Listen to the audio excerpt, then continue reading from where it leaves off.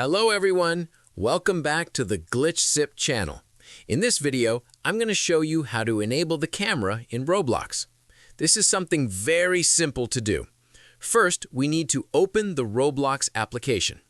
Then we go to Settings, which is represented by the gear icon. Click on Settings, and as you can see, we have several options.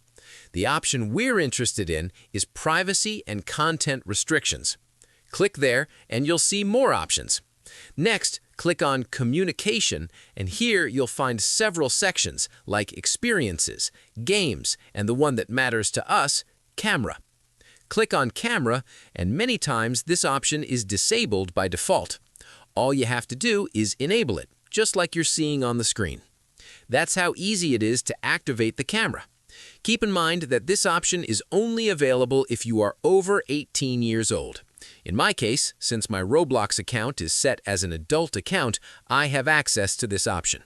And that's it for this video. Don't forget to like, subscribe, and turn on notifications for more Roblox tips on Glitch Sip.